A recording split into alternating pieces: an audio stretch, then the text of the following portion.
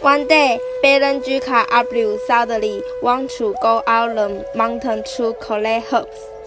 But she lost her way in the forest and suddenly heard a mysterious flute sound coming from afar.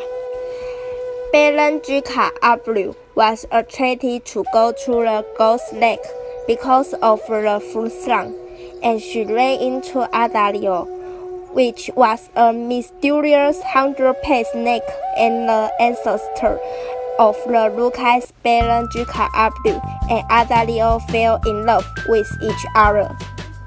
After that, Belenjika often went to the mountain to see the Adalio.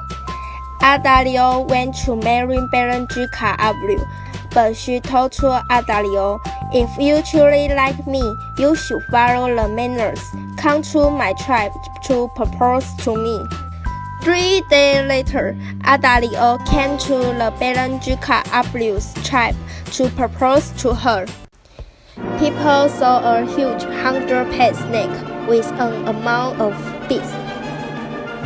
Because of fearing up to the ancestors, the chief, Lalu, didn't dare to reject the request of the Adalio, but he couldn't bear to let his daughter marry to him. So the chief asked Adalio to get to the colorful glass beads to make him suffer. But Adalio loved Belenjika deeply, so he determined to find out the colorful glass beads. 3 years later, Adalio came back with the shiny colorful glass beads. The day of marriage was coming. His father handed Belenjika hand to the Adalio. Belenjika was escorted by her family to the ghost lake in the mountains. She said to her family, "Dear mom and dad, I will protect this place. If you come here to hunt, you will have lots of prey. If the prey is caught, please don't take it back." Then Belenjika and Adalio went into the lake. A few days later, the lake was covered with lilies. Once upon a time, there was a Bunon woman who wanted to make a breast pocket for her husband. When she came home from the mountains, she saw a 100-pace snakelet, and the woman thought its pattern was too beautiful. She borrowed the snakelet from the female snake, and the female snake promised the woman to take the snakelet for a week. After returning home, she knit her breast pocket in the manner of the snakelet's pattern. Because the knitting pattern is too beautiful, people in the village come to borrow it after they knew it. A week later, the female snake came to take the snakelet, but the snakelet was killed during boring and boring. The female snake went away with anger. Unfortunately, all the 100-pace snakes had clambered into the woman's village and attacked the people in the village. Most of people in the village were killed.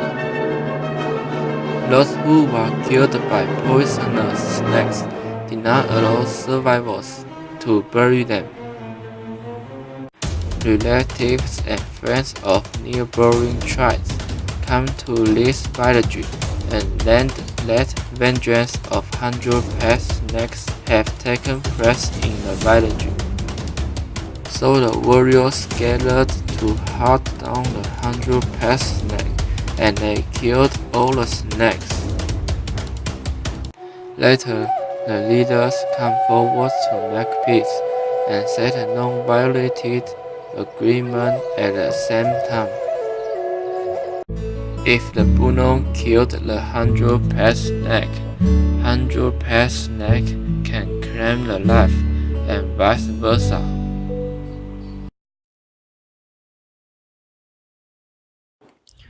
Although these Aboriginal people all have Hundred-pace snake in their stories, there are different meanings to them. For the Lukai, because of the story of the Princess Balanjika Ablu, the meaning of the Hundred-pace snake for Lukai is ancestral spirit.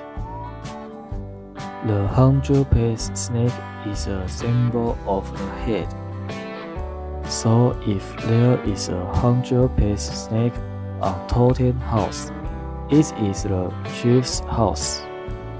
There is no class level on the payroll, so there are few Hundred-pace snakes assembled on Lukai's costumes. On the contrary, because the Bunong have a deal with the Hundred-pace snake, the meaning of it is a friend for Bunong. So the symbol will appear not only on the chief's house, but also on the such weapons, pears, pot and pans. So do clothing. The shape of it is white line stagger diamond pattern. Among Aboriginal cultures, there are many legendary about Hundred-pace snakes myths. These legends affect the Aboriginal people's dress and meaning. Aboriginal peoples are not only important cultural assets of Taiwan, but also give inspiration to other people.